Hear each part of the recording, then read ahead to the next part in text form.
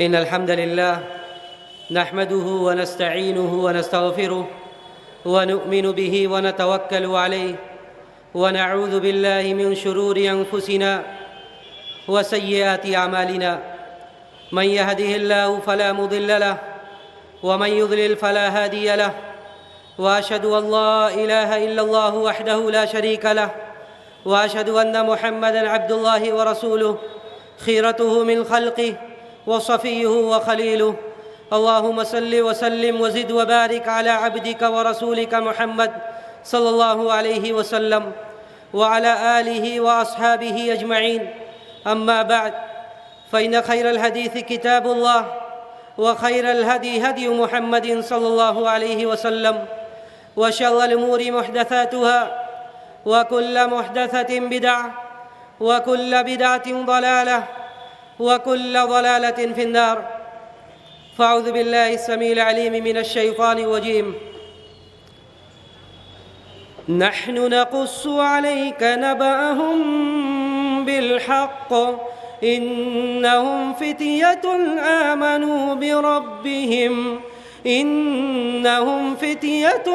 آمنوا بربهم وزدناهم هدى. محترم علماء کرام، بزرگوں، دوستوں، معزز حاضرین، اللہ رب العزت والجلال نے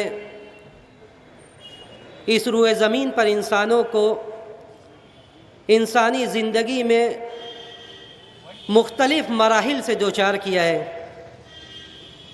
اللہ رب العزت والجلال نے زندگی کے کچھ وقت میں، کچھ مدتوں میں اس جسم کو قوت و توانائی نصیب فرماتا ہے. اس کے بعد مرور زمانہ کے ساتھ ایسا وقت آتا ہے جب وہ قوت و توانائی اور وہ جسمانی مضبوطی کمزوری میں تبدیل ہو جاتی ہے. چنانچہ یہ مضبوطی کا یہ وقت جسے ہم جوانی سے تعبیر کرتے ہیں، یہ انسانی زندگی کا سب سے اچھا اور قیمتی دور ہوتا ہے. یہ دور جسے ہم گولڈن دور سے تعبیر کر سکتے ہیں، جس زندگی کو اللہ رب العزت والجلال نے قوت کی زندگی سے تعبیر کیا ہے، جس زندگی کو اللہ رب العزت والجلال نے اپنے الفاظ میں یہ بتلایا ہے کہ اس زندگی میں انسان مضبوط ہوتا ہے، قوی ہوتا ہے، وہ اپنے جسمانی طاقت و قوت سے سب کچھ کر گزرنے کا عزم رکھتا ہے. چنانچہ اللہ رب العزت والجلال نے ارشاد فرمایا: اللہ الذی خلقکم من ضعف ثم جعل من بعد ضعف قوة ثم جعل من بعد قوة ضعفا وشیبا. کہ اللہ رب العزت والجلال کی ذات وہ ہے جس نے تمہیں کمزوری کی حالت میں، بے بسی کی حالت میں، لاچاری کی حالت میں پیدا کیا.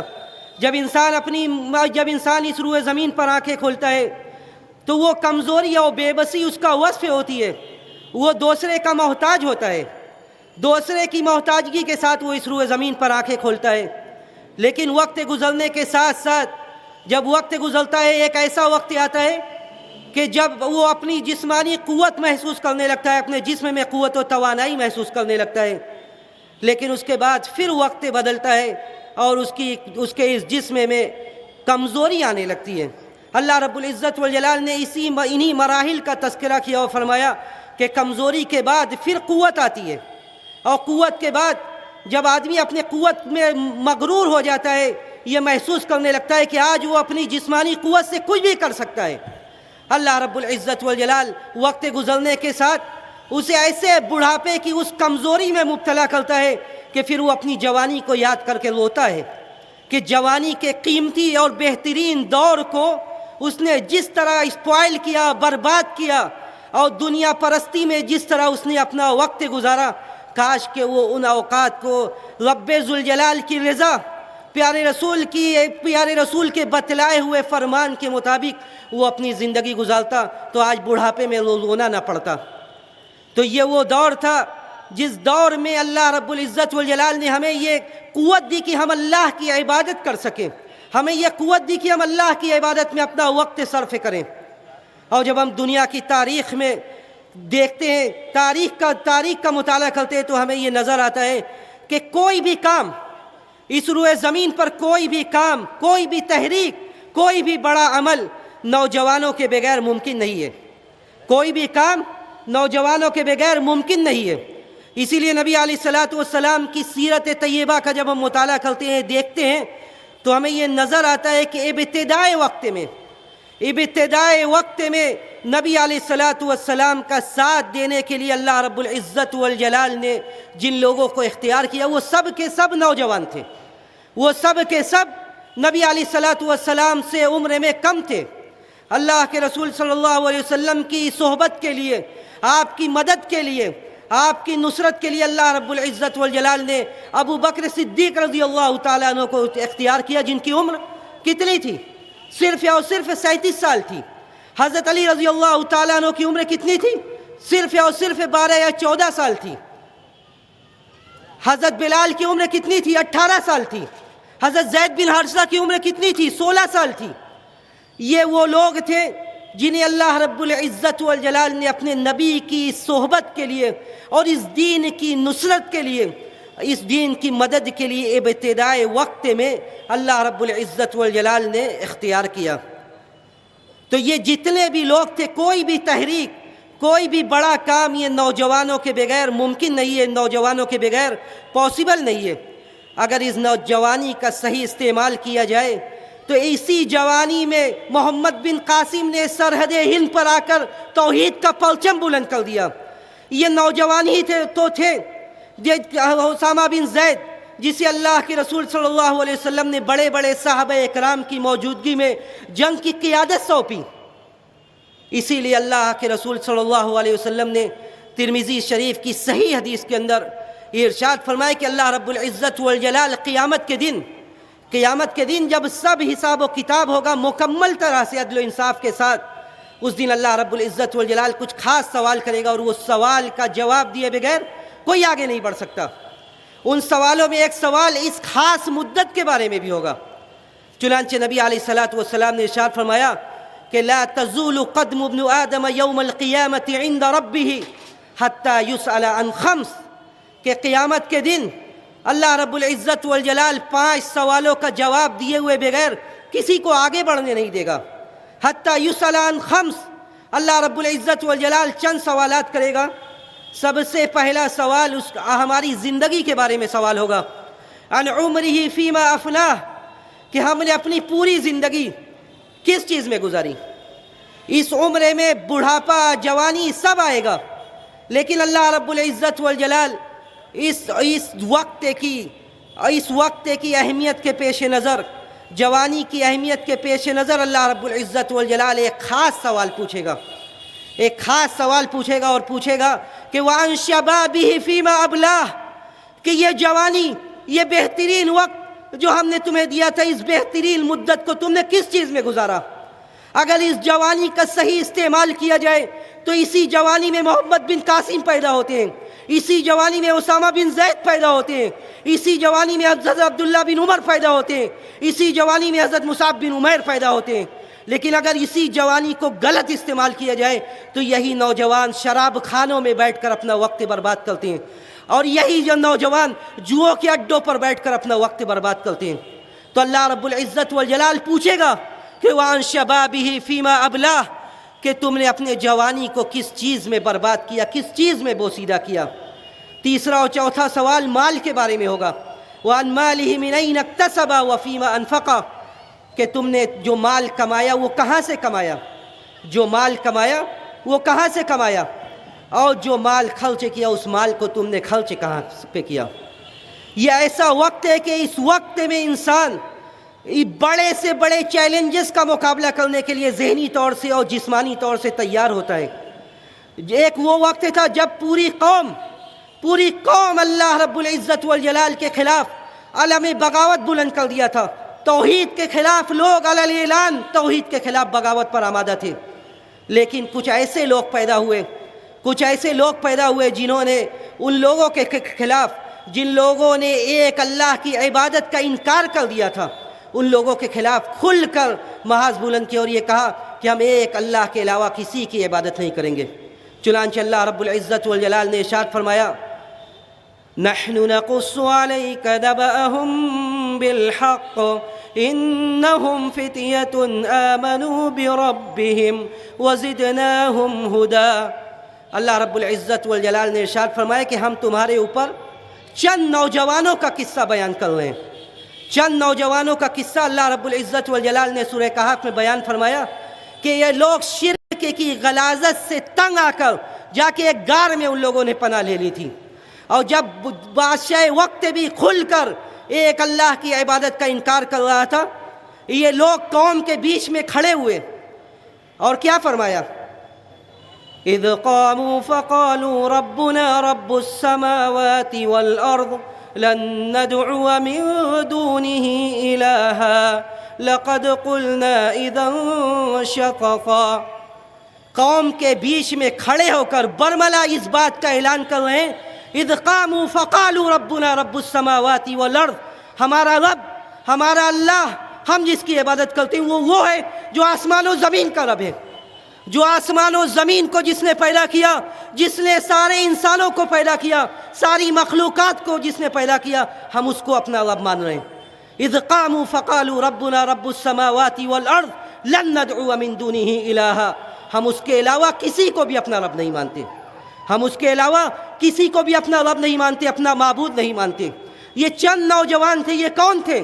انہم فتیۃ آمنوا بربہم، جو لوگ اپنے رب پر ایمان لے آئے، وزدناہم ہدی، اور ہم نے انہیں ایمان میں مزید ان کے ایمان میں اضافہ کر دیا۔ یہ نوجوانوں میں کون تھے؟ حضرت عبداللہ ابن عمر۔ حضرت عبداللہ ابن عمر کی عبادت، ان کی بندگی کا اندازہ لگانا ہے تو ان کے شاگرد کی گواہی سنیے۔ حضرت عبداللہ ابن عمر کے بارے میں ان کے شاگرد نافع سے پوچھا جاتا ہے کہ حضرت عبداللہ ابن عمر کے بارے میں نبی علیہ السلام اپنے زبان مبارک سے کہتے ہیں، صحیح حدیث بخاری کے اللہ کے رسول صلی اللہ علیہ وسلم کہتے ہیں کہ نعم الرجل عبداللہ، نعم الرجل عبداللہ، کہ حضرت عبداللہ ابن عمر یہ بہترین مرد ہیں۔ پیارے رسول کے زبان مبارک سے عبداللہ بن عمر کے لیے تعریف کے الفاظ نکلتے ہیں۔ ان کے شاگرد سے لوگ پوچھتے ہیں کہ عبداللہ بن عمر گھر میں کیا کرتے تھے؟ عبداللہ بن عمر گھر میں کیا کرتے تھے؟ پیارے رسول نے ان کے لیے تعریف کے الفاظ کیوں استعمال کیے؟ نافع کہتے ہیں کہ الصلاۃ تلو الصلاۃ وبینہما القرآن۔ ان کے شاگرد سے نافع سے جب لوگ پوچھتے ہیں تو نافع لوگوں سے کہتے ہیں کہ انتم لا تستطيعون، کہ تم لوگ وہ کر نہیں سکتے جو عبداللہ بن عمر کرتے تھے، تم اس طرح عبادت نہیں کر سکتے جس طرح سے عبداللہ بن عمر کرتے تھے۔ لوگ جب مزید پوچھتے تو وہ کہتے ہیں کہ الصلاۃ تلو الصلاۃ وبینہما القرآن، پے در پے نمازیں، اور جو نمازوں کے درمیان جو وقت ہوتا تھا وہ اس میں قرآن کی تلاوت۔ یہ عبداللہ بن عمر تھے، ان کے جوانی کا جذبہ دیکھیے۔ بخاری شریف کی حدیث کے اندر کہتے ہیں کہ مجھے پیش کیا گیا اللہ کے رسول صلی اللہ علیہ وسلم کے سامنے جنگ احد کے دن، لیکن میری عمر 15 سال سے کم تھی، میری عمر 15 سال سے کم تھی، اس وجہ سے مجھے جنگ میں شرکت کا موقع نہیں دیا گیا۔ یہ 14 سال کی زندگی میں نبی علیہ السلام کے سامنے پیش کیا جاتا ہے لیکن جنگ کا موقع نہیں ملتا۔ جذبہ کی کون سی چیز آمادہ کر رہی ہے کہ پیارے رسول کے سامنے اپنے آپ کو پیش کر رہے ہیں کہ جنگ کا موقع ملے، جنگ کا موقع کی ملے، اعلاء کلمت اللہ کے لیے کوشش کریں۔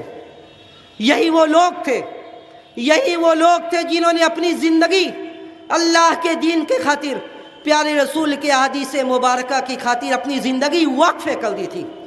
جب ہم احادیث کی کتاب پڑھتے ہیں، احادیث کی کتاب میں دیکھتے ہیں تو بڑا تعجب خیز معاملہ سامنے آتا ہے کہ جن لوگوں نے نبی علیہ السلام کی احادیث کو زیادہ روایت کیا ہے، احادیث کی کتابوں میں جن کی احادیث زیادہ ہے، وہ 7 صحابہ اکرام ہیں، وہ 7 صحابہ اکرام ہیں، جن سے 1000 سے زیادہ حدیث مروی حدیث کے کتابوں میں۔ اور بعض علماء نے یہاں تک ذکر کیا کہ ان 7 لوگوں پر 60% سے زیادہ احادیث مروی انہی لوگوں سے، یعنی 60% سے زیادہ احادیث کا دار و مدار انہی 7 صحابہ اکرام کے اوپر ہے۔ جو سب کے سب جوان تھے. اس میں حضرت عبداللہ بن عمر ہے، اس میں حضرت انس بن مالک ہے، اس میں حضرت عائشہ ہے، اس میں حضرت جابر بن عبداللہ ہے، حضرت ابو ہریرہ رضی اللہ تعالیٰ عنہ. یہ لوگ ہیں جنہوں نے اپنی زندگی اللہ کے دین کی خاطر، اس کی کتاب کے خاطر، احادیث مبارکہ کو روایت کرنے، اس کو پڑھنے، اس کو پڑھانے کے لیے اپنی زندگی وقف کر دی تھی. اور اس مغالطے میں قطعاً نہ رہیے کہ ان لوگوں نے دین کا ساتھ دیا جو لوگ مالی حساب سے، اپنے گھر کے حساب سے کمزور تھے. جو لوگ اپنے گھر کے حساب سے کمزور تھے ان لوگوں نے صرف دین کا ساتھ نہیں دیا، بلکہ ان لوگوں نے دین کا ساتھ دیا، ان جوانوں نے دین کا ساتھ دیا جو اپنے گھر سے مضبوط تھے.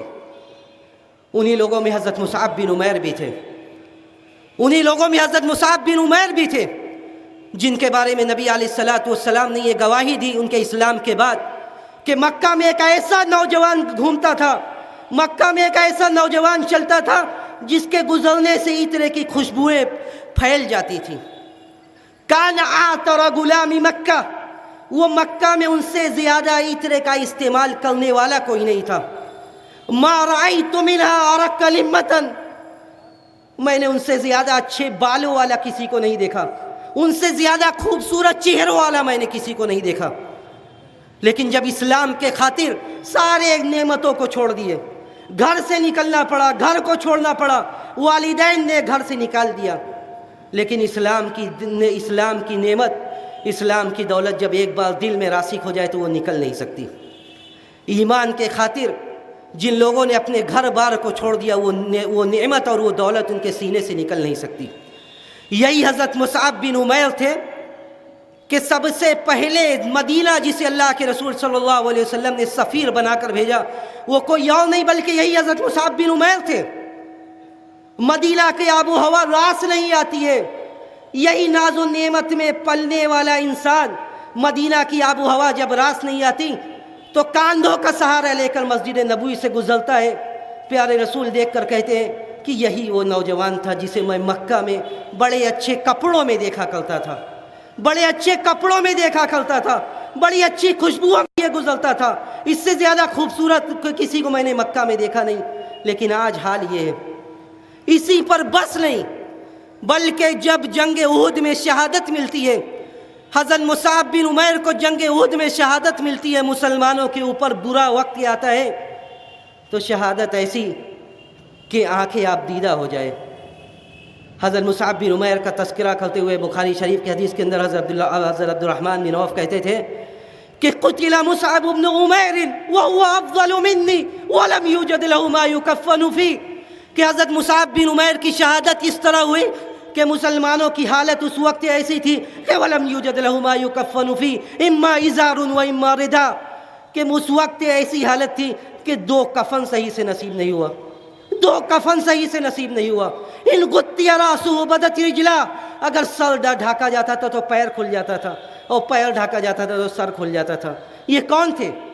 یہ ایسا آدمی نہیں تھا جس نے بھی کمزوری کی حالت میں اپنی آنکھیں کھولی، جس کے پاس مال و دولت نہیں تھا. یہ ایسا نوجوان نہیں تھا بلکہ جس نے ناز و نعمت میں آنکھیں کھولی، جس نے پوری دنیا دیکھی تھی، ناز و نعمت دیکھی تھی، اس کے باوجود ساری ناز و نعمت پر، ساری ناز و نعمت کو قربان کر دیا اسلام کے لیے، ساری ناز و نعمت کو قربان کر دیا اسلام کے لیے، ساری ناز و نعمت کو ترک کر دیا اسلام کے لیے. یہ ایسے لوگ تھے جنہوں نے اسلام کے خاطر، دین کی خاطر اپنی زندگی وقف کر دی، اپنی زندگی قربان کر دی، اور دین کی خدمت کے لیے انہوں نے اپنے بڑھاپے کو لیے اختیار نہیں کیا. اسی لیے حالت یہ ہوتی ہے کہ ایک 30 سالہ 32 سالہ نوجوان جب اس دنیا سے جاتا ہے تو نبی علیہ السلام اعلان کرتے ہیں کہ آج کے دن، آج ایسا دن ہے کہ اہتزت عرش الرحمن، آج ایسا دن ہے کہ اللہ کا عرش ہل گیا، اللہ کا عرش ہل گیا. حضرت سعد بن معاذ کا انتقال ہوتا ہے. نبی علیہ السلام صحابہ اکرام کو بتلاتے ہیں کہ آج سعد بن معاذ کا انتقال ہوتا ہے جن کی انتقال کے وقت عمر کتنی ہوتی ہے؟ صرف اور صرف 32 سال. پیارے رسول گواہی دیتے ہیں کہ آج اللہ کا عرش ہل گیا ہے. میرے نوجوان ساتھیوں، ذرا ہم اپنی زندگی کا جائزہ لیں کہ اس 32 سالہ زندگی میں انہوں نے کون سا ایسا عمل کیا تھا، اللہ کے دین کا کون سا ایسا کام کیا تھا کہ 32 سالہ زندگی میں وفات ہوتی ہے اور نبی علیہ الصلوۃ والسلام گواہی دیتے ہیں کہ اللہ کا عرش ہل گیا ہے، اللہ کا عرش ہل گیا ہے۔ اسی جوانی کے عمر میں حضرت عائشہ رضی اللہ تعالیٰ عنہ بیوہ ہو جاتی ہیں۔ حضرت عائشہ رضی اللہ تعالیٰ عنہ بیوہ ہوتی ہیں، اسلام کے لیے، دینی تعلیمات کے لیے اپنے آپ کو وقف کرتی رہتی ہیں۔ مسروق کہتے ہیں کہ بڑے بڑے صحابہ اکرام، تابعی نہیں بلکہ بڑے بڑے صحابہ اکرام حضرت عائشہ کی طرف رجوع کرتے تھے دینی مسائل پوچھنے کے لیے۔ تو یہ ہم نے جو مغالطہ پال کے رکھا ہے، ہم جو سوچتے ہیں کہ دین کے لیے، اس عبادت کے لیے، یہ جوانی کے بعد کا مرحلہ ہے۔ بلکہ بزرگوں اور دوستوں، اگر ہم جوانی میں اللہ کے قریب آئیں گے، اللہ کی عبادت کریں گے، تو اللہ رب العزت والجلال ہماری اس عبادت کو ایک خاص اہمیت دے گا۔ جب قیامت کے دن نفسی نفسی کی حالت ہوگی، لوگ بے قرار ہوں گے، پریشان ہوں گے، لوگ اپنے اعمال کے حساب سے پسینوں میں شرابور ہوں گے، لوگوں کو سایہ نہیں مل رہا ہوگا، اس وقت ایسے جوان کو اللہ رب العزت والجلال سایہ دے گا جو لوگوں نے اپنی زندگی، اپنی جوانی اللہ کے عبادت میں گزاری ہے۔ سبعۃ یظلھم اللہ فی ظلہ یوم لا ظل الا ظلہ، شاب نشا فی عبادت اللہ۔ ایسے ہی نوجوانوں کے اوپر اللہ رب العزت والجلال نے اس دین کو کھڑا کیا، اور آج ایسے ہی نوجوانوں کی ضرورت ہے کہ وہ دین کی طرف آئیں، دینی تعلیمات کو حاصل کریں اور اپنی جوانی کو اللہ کی عبادت میں لگائیں۔ اور ایسے ہی لوگوں کے بارے میں اللہ رب العزت والجلال نے یہ آیت نازل فرمائی تھی، نحن نقص عليك نبأهم بالحق إنهم فتية آمنوا بربهم وزدناهم هدى۔ ہم اللہ رب العزت والجلال سے یہی دعا کرتے ہیں کہ بار الہ تو ہماری زندگی کو اپنے دین کی کاموں میں گزارنے کی توفیق نصیب فرما۔ ہمیں جب تک اس جہان فانی میں زندہ رکھ، اسلام پر زندہ رکھ، اور جب ہمارا آخری کلمہ ہو ایمان پر ہو، وہ آخر دعوانا ان الحمد للہ رب العالمین۔